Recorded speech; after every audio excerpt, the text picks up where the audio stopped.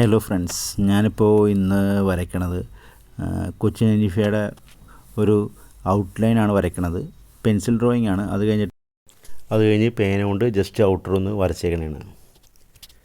കൊച്ചിൻ ഹനീഫ ഇഷ്ടംപോലെ കഥാപാത്രങ്ങൾ ചെയ്തിട്ടുണ്ട്. പക്ഷേ എനിക്ക് തങ്ങിയൊക്കെ അല്ലെങ്കിൽ പെട്ടെന്ന് ഓർമ്മയിൽ വരുന്നത് പുള്ളിയുടെ ഒരു ഗുണ്ടാ കഥാപാത്രമാണ്. പക്ഷെ എന്നാൽ അതൊരു കോമഡി മൈൻഡിലുള്ള ഒരു ക്യാരക്ടർ അഭിനയിച്ചിട്ടുണ്ടായിരുന്നു. അത് ആറാം തമ്പുരാനിലുണ്ട്. അതേപോലെ തന്നെ കിരീടം, ചെങ്കോല്, അങ്ങനെ കുറച്ച് കഥാപാത്രങ്ങൾ പെട്ടെന്ന് മനസ്സിലോടി വരുന്നത്.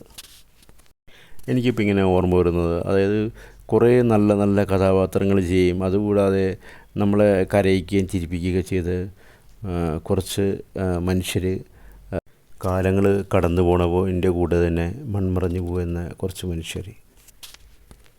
ഓക്കെ, നമ്മുടെ ഫസ്റ്റ് വേർഡ് പറഞ്ഞ് ഞാനൊന്ന് പ്രാക്ടീസ് തുടങ്ങുകയാണ്. First word practice.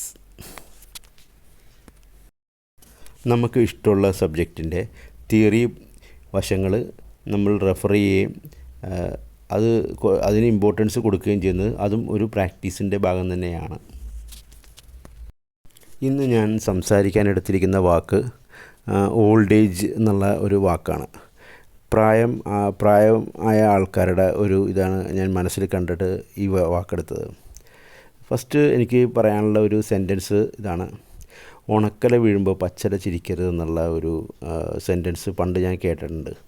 അതുതന്നെയാണ് എല്ലാ വിഭാഗത്തിൽപ്പെട്ട മനുഷ്യരായാലും ഏത് ജീവികളായാലും എനിക്ക് തോന്നുന്നത് തന്നെയാണ്. ഫസ്റ്റ് പറയാനുള്ളത് വെച്ചാൽ ഓൾഡ് ഏജ് നമ്മുടെ ലൈഫ് സ്പാനിൻ്റെ ഒരു ഭാഗം കൂടി തന്നെയാണ് എന്നുള്ളതാണ്.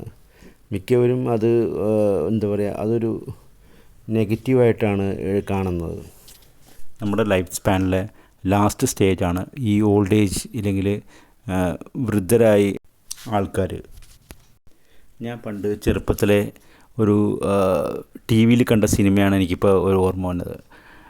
തിങ്കളാഴ്ച നല്ല ദിവസം എന്ന് പറഞ്ഞ ഒരു സിനിമ മിക്കവരും കണ്ടിട്ടുണ്ടാകും. ഒരു പഴയ പടമാണ്, മമ്മൂട്ടിയുടെ ഒരു പഴയ പടമാണ്. അതിൽ കവിയർ പൊന്നമ്മ പിന്നെ ഒരു ഓൾഡ് ഏജ് ഹോമിലേക്ക് മാറ്റാൻ വേണ്ടി മക്കളായ മമ്മൂട്ടിയും കുറച്ച് പേരെ കൂടി ശ്രമിക്കുന്നതാണ്. ഏറ്റവും കൂടുതൽ സപ്പോർട്ട് ചെയ്യണ മമ്മൂട്ടിയാണ് ഓൾഡ് ഏജ് ഹോം എന്നുള്ള ഒരു കൺസെപ്റ്റിലേക്ക് മാറ്റാൻ വേണ്ടി. അതായത് കുറേ വൃദ്ധരായ കുറേ ആൾക്കാർ ഒരുമിച്ച് താമസിക്കുന്ന ഒരു കൂട്ടായ്മയോടെ. അന്നാണ് ഞാൻ ഏകദേശം ഈ ഒരു ഇത് കാണുന്നത്. ശരിക്കും പറഞ്ഞു കഴിഞ്ഞാൽ അതൊരു ഭയങ്കര ഒരു വേദനയായ ഒരു സംഭവം തന്നെയാണെന്ന് എനിക്ക് തോന്നുന്നത്. പ്രത്യേകിച്ച് ഈ സ്വന്തം വീട്ടിൽ മക്കളുടെ കൂടെയൊക്കെ നിന്ന് കഴിഞ്ഞിട്ട് പിന്നെ പെട്ടെന്ന് പറച്ച് വേറൊരിടത്തേക്ക് നടുമ്പോൾ ആ ഫിലിമിൽ ശരിക്കും എടുത്ത് കാണിക്കുന്നുണ്ട്. ആരും ആ പടം കാണാത്ത ആരെങ്കിലും ഉണ്ടെങ്കിൽ ഇടയ്ക്കൊന്ന് ചെക്ക് ചെയ്യുന്നത് നല്ലതായിരിക്കും എന്ന് എനിക്ക് തോന്നണം.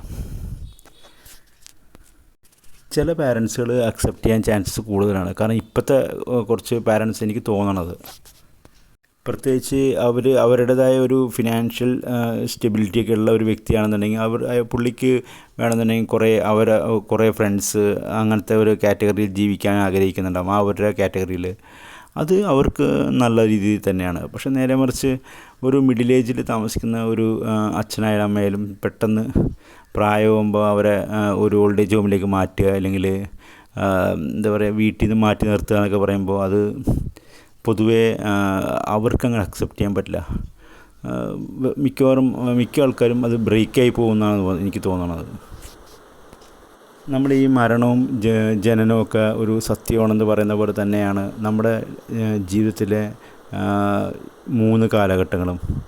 ഒന്ന് ചെറുപ്പകാലവും, പിന്നെ ഒന്ന് യൗവനവും, പിന്നെ ഒന്ന് വാർദ്ധക്യവും. അത് വളരെ ഇമ്പോർട്ടൻ്റ് ആയിട്ടുള്ള നമ്മളുടെ ജീവിതത്തിൽ കടന്നു പോകേണ്ട ഒരു കാര്യമാണ്.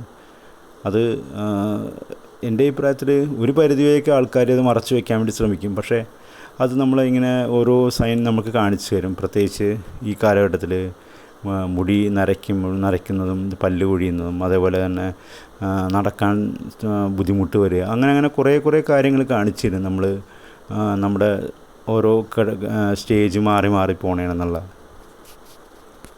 എനിക്ക് പറയാനുള്ളത്, ഇപ്പോഴത്തെ ആൾക്കാരോട് പറയാനുള്ളത്, നമുക്ക് വേണ്ടി കുറച്ച് പൈസ എപ്പോഴും സുരുക്കൂട്ടി വയ്ക്കുക എന്നുള്ളതാണ് എനിക്ക് പറയാനുള്ളത്. കാരണം ഒരു പർട്ടിക്കുലർ ഏജ് കഴിയുമ്പോൾ സ്വാഭാവികമായിട്ടും മക്കളുടെ മക്കൾ ഒക്കെ അതൊരു അവർക്ക് ഒരിക്കലും നമ്മളൊരു ടെൻഷനോ അല്ലെങ്കിൽ ഒരു ബുദ്ധിമുട്ടായിട്ട് മാറാൻ പാടില്ലെന്നാണ് എൻ്റെ അഭിപ്രായം. അതിനാദ്യം വേണ്ടത് നമ്മളെ ഫിനാൻസ് സെറ്റായിരിക്കുക എന്നുള്ളതാണ്. നാളെ ഏതെങ്കിലും ഒരു സുപ്രഭാതത്തിൽ പുറത്തേക്ക് ഇറങ്ങി പോകേണ്ട ഒരു അവസ്ഥ വന്നാലും നമ്മുടെ കയ്യിൽ എപ്പോഴും ഫിനാൻഷ്യൽ ബാക്ക്ഗ്രൗണ്ട് എപ്പോഴും സ്ട്രോങ് ആയിരിക്കണം എന്നാണ് ഞാൻ പറയാൻ ആഗ്രഹിക്കുന്നത്. നമുക്ക് പെട്ടെന്ന് തന്നെ ഈ വാർദ്ധക്യം പിടിക്കാതിരിക്കാൻ വേണ്ടിയുള്ള ഒരു കാര്യം വെച്ചാൽ നമ്മൾ ചെറുതായിട്ട് തിരക്കിൽ നിൽക്കുക എന്നുള്ളതാണ്. ഒരു ഉദാഹരണം ഞാൻ പറയുകയാണ്, അതിന് ലൈവായിട്ട് കണ്ട ഒരു സംഭവമാണ്. അതായത് ഒരു സർക്കാർ ഉദ്യോഗസ്ഥനാണ്, 57 വയസ്സെങ്ങാണ്ടായി. പുള്ളി ഒരു സാറായിരുന്നു. അപ്പോൾ പുള്ളി വരുന്ന സമയത്ത് ഓഫീസുകളിൽ ഭയങ്കര സ്ട്രിക്റ്റായിട്ട് വെൽ ഡ്രസ്ഡും പക്ക എക്സിക്യൂട്ടീവായിട്ട് പുള്ളി ഓഫീസിൽ വന്ന് പ്രസൻ്റായി നിൽക്കുന്നത്. അപ്പോൾ സ്വാഭാവികമായിട്ടും ആ ഒരു പുള്ളിയുടെ സർവീസ് കഴിഞ്ഞ് പിന്നീട് ഒരു 2 വർഷം കഴിഞ്ഞ് പുള്ളീനെ എന്താ പറയുക, ഒരു ഫങ്ഷൻ വിളിച്ചപ്പോൾ ശരിക്കും അവിടെയുള്ള അവരെ സബോർഡിനേറ്റ്സിന് ആകെ ഷോക്കായിപ്പോയി ശരിക്കും പറഞ്ഞാൽ കണ്ടിട്ട്. കാരണം പുള്ളിയുടെ ആ ഒരു ഡ്രസ് കോഡ് സ്റ്റൈല് മാറി, പിന്നെ ഷൂസിൽ നിന്ന് ചപ്പലിലേക്ക് മാറി. ആ പുള്ളിയുടെ ആ പഴയ ആ ഒരു എന്താ പറയുക പോസ്റ്റിൻ്റെ പവർ അതെല്ലാം പോയിട്ട് പുള്ളി ഒരു സാധാരണക്കാരൻ്റെ ഇടയിൽ വെറും ഒരു സാധാരണക്കാരനായിട്ട് നിൽക്കുന്ന ഒരു അവസ്ഥ എൻ്റെ ഒരു കൂട്ടുകാരൻ ഇങ്ങനെ പറഞ്ഞിട്ടുണ്ടായിരുന്നു. അപ്പോൾ ശരിക്കും പറഞ്ഞു കഴിഞ്ഞാൽ ഞാൻ പറഞ്ഞു വെച്ചാൽ പുള്ളി ഇപ്പോൾ ആ ടൈമിലും എൻഗേജ്ഡായി നിൽക്കുന്ന എന്തെങ്കിലും ഒരു പരിപാടിയിൽ നിന്നിരുന്നെങ്കിൽ ഒരിക്കലും പുള്ളി ഇങ്ങനെ ഒരു സിറ്റുവേഷനിൽ നിൽക്കില്ലായിരുന്നു. പുള്ളി എപ്പോഴും അങ്ങനത്തെ ഒരു പ്രൊഫൈലിൽ അന്വേഷിച്ച് പുള്ളി ഒരു ചെറിയൊരു തിരക്കോടെ നിൽക്കണം എന്നാണ് എൻ്റെ ഒരു സജഷൻ. ഇപ്പോൾ എന്നോട് ചോദിക്കുന്നത് ഏറ്റവും കൂടുതൽ ഇഷ്ടപ്പെട്ട കാലഘട്ടം ഏതാണെന്ന് വെച്ചാൽ ഞാൻ പറയും കുട്ടിക്കാലം തന്നെയാണ്. കാരണം ഇപ്പോൾ ശരിക്കും പറഞ്ഞാൽ നമ്മുടെ കയ്യിൽ പവറുണ്ട്, അല്ലെങ്കിൽ മറ്റേ ഫണ്ട് ഉണ്ടാവും, പൊളിറ്റിക്സ്, എല്ലാ കാര്യങ്ങളും സ്ട്രെങ്ത് ഉണ്ടെങ്കിലും യഥാർത്ഥത്തിൽ എന്താ പറയുക, നമ്മുടെ ലൈഫ് സ്പാൻ കടന്നു പോയിക്കൊണ്ടിരിക്കുകയാണ്. നേരെ മറിച്ച് കുട്ടിക്കാലം എന്ന് പറയുമ്പോഴത്തേക്കും ഒരു ബിഗിനിങ് സ്റ്റേജാണ്. നമ്മളൊന്നും അറിയില്ല ശരിക്കും പറഞ്ഞാൽ, നമ്മൾ ഒന്നിനെക്കുറിച്ച് ബോധേടല്ലാത്ത ഒരു കാലഘട്ടം. അതാണ് ശരിക്കും പറഞ്ഞാൽ മിക്ക ആളും പ്രിഫർ ചെയ്യുക ശരിക്കും പറഞ്ഞാൽ.